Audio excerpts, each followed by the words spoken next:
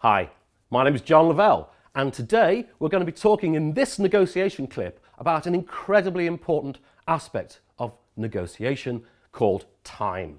Now, there are many dimensions and sub-dimensions of time, and in this 5-minute clip we're going to talk about just 4 of them, possibly the 4 most important. The first line is deadlines. Now, we all know about deadlines. People impose deadlines, perhaps we impose a deadline. Maybe we really do have to clinch a deal by 5 o'clock today. Now, some deadlines are imposed by one party, some by the other, or maybe they're even mutually agreed, as in we both need to reach a deal by 5 o'clock today.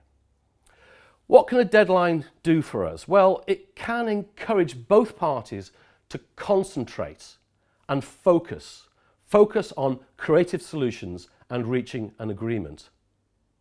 A deadline can create a sense of urgency, and it can also enable parties to make a concession in order to reach closure, which is fine because negotiation involves concessions. However, be careful. Is the deadline real? Could it be the other party is trying to pretend that there's a deadline when in fact there isn't? They say, my flight leaves at 5 o'clock, when in actual fact they're not going until the next day.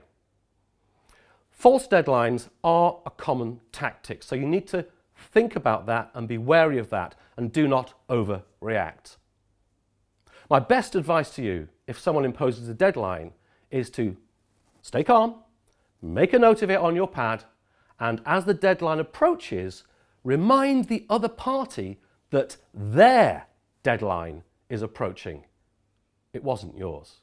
So in actual fact, the pressure should be on them, not on you. So that's the first aspect of time, deadlines. We've got 3 more to discuss in this short video. The second one is strategic delay. Notice the word strategic. It's deliberate, it's conscious, it's intentional.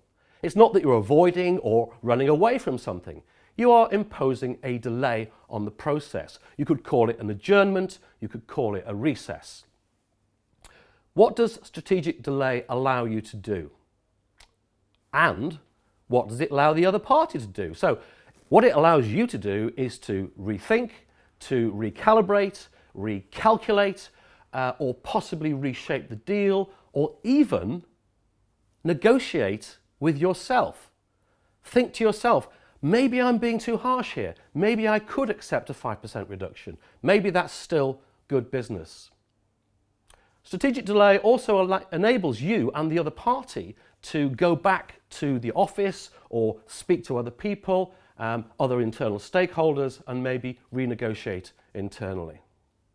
It allows you to have a little bit of flexibility, and it takes a little bit of pressure off the urgency of negotiation. When else is a recess helpful? When emotions are running high. So perhaps you might run the risk of saying something or giving away something that actually later on you would regret. Imagine you're negotiating in a team. So there's maybe me and a couple of other people, and there's maybe 2 or 3 people on the other side of the table. What if it's not working out very well? What if maybe someone's saying something on my team and I'm not very comfortable with what they're saying, or vice versa? A strategic delay, a recess, an adjournment would allow us to regroup, reconsider how we're going to go back into the negotiation. And finally, strategic delay can help break deadlock. So that's 2. The third one is the long-term versus the short-term orientation.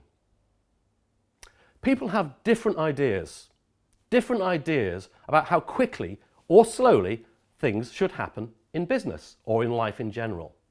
So do you have a long-term or a short-term orientation?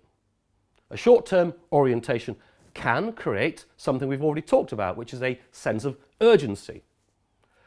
Short-term orientation can also lead to frustration and emotions. We've already talked about that as well.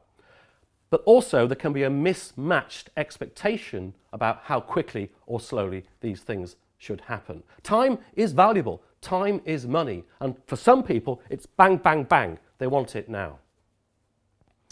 Also, consider the context of a longer timeline. You know, not everything has to happen today. There's always tomorrow. A concession now could, even though it might disadvantage you in the short term, could be an investment in the future. So your long-term orientation is you're playing a bigger game. And the fourth one now is never appear to be desperate. I know it's easy to say that because sometimes we are desperate, we want something now, we have an opportunity we want to grab, or we have a pressure or something that's imposing on us.